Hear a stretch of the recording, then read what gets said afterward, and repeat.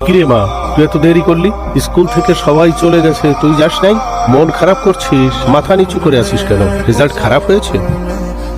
আগামীবার আরো ভালো হবে, লেখাপড়া করবি ভালো করে। আব্বা, আমি এ প্লাস পাইছি। বাবা, এই জন্যই নীরব, সারপ্রাইজ দিলে তুমি আমাকে। শেষ মারলো কে? আমি। তোর মা বাবা তোকে স্কুলে পাঠিয়েছে মেয়েদের ইপটিজিং করার জন্য? তারা নিষেধ করে না? বাড়িতে মা বোন সবই আছে, বউ না। তার আগে তুই কর যে আমার গালে চড় মারলি। তোর গালে শুধু চড় না, জুতো দিয়ে পেটানো উচিত ছিল। আবার জুতা দিয়ে পিটাবি? এই, ছাড় আমার বাবাকে।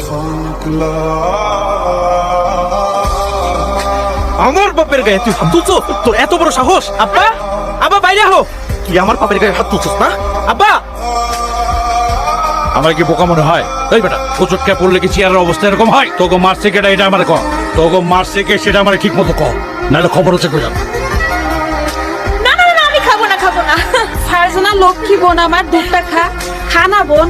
তুমি আমার বোনের পিছে লাগছো কেন? কেন লাগছি তোমার বোন রে জিগাও।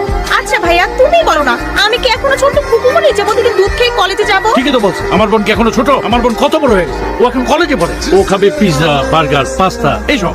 সেটা বোঝার জন্য তোমারও প্রতিদিন 2 গ্লাস দুধ খাও। দেখছিস তোর ভাবি আমাকে কিভাবে অপমান করলো? তোর যদি মনে হয় তোর ভাইয়াকে তোর ভাবি অপমান করেছে, তাহলে বল ব্যাপারটা কি করতে হবে। দাও তো। হ্যাঁ।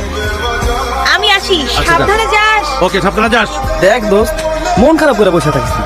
ও সেইটাই, একটা থাপ্পড়ই তো মারছি। আরে বেটা, আমার বাপের যদি আমার 5টা থাপ্পড় দেয় তাও আমি মন খারাপ করি না। সেদিন তুই কি কইছিলি না যে তোর বাপের কাছে টাকা চেয়ে তোর বাপসি তোরে ধমকায়? তোরা হুদাই গেঞ্জাম করতো। আরে আমি কি কইছি যে আমার বাপে আমার থাবর মারছে দেখে আমার মন খারাপ? ওই মামুনের এত বড় সাহস হয়ে গেছে, ও আমার জন্মদাতা বাপের গায়ে হাত তোলে। আরে ওরে যদি কাইটা টুকরা টুকরা করে গাঙ্গে ভাসাই দি না, তারপরে তো আমার রাগ কমবো না।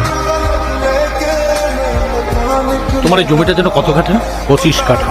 শোনো, এই 25 কাঠার উপর আমি একটা কারখানা বানাবো। তোমার এই জমির দাম তো 30 লাখ টাকা, আমি 5 লাখ টাকা বেশি দেবো, 35 লক্ষ টাকা দেবো। তুমি জমিটা আমার নামে লিখে দাও। 10 লক্ষ টাকা বেশি দিলেও আমি জমি বিক্রি করব। তোমার এত বড় সাহস, তুমি আমার মুখের উপর না করে দিচ্ছ। সাহস হয়েছে এই কারণে, এই জমির আশেপাশে যে জমিগুলো আছে, আপনি যদি কারখানা বানান সেই জমিটার ফসল হবে না, চরম ক্ষতি হবে না। অতএব আমি কোনো কারখানা হইতে দেব না এখানে। কার জমি নষ্ট হবে আর কার জমিতে ফসল হবে না, এটা নিয়ে তো তোমার মাথা কামানোর কোনো কথা নেই। অবশ্যই মাথা ঘামানোর কথা। আমার বাপে যে বিষয় নিয়ে মাথা না ঘামায়, সেসব বিষয় নিয়ে আবার আমি মাথা ঘামাই। আমার বাপে যে হতো কইছে এই জমি বিক্রি হইব না, সুতরাং এই জমির আশেপাশে আমি রনি কাউরে ভিড়তে দিব। তোর এত বড় সাহস, তুই আন্দাজ করতে পারতাস কার সামনে দাঁড়ায় কথা বলতেছ? শিকদার সাপ, ওই যে উপরে আল্লাহ, আর এই আল্লাহর জমিনে আমার বাপের পরে আমি কাউরে ভয় পাই না।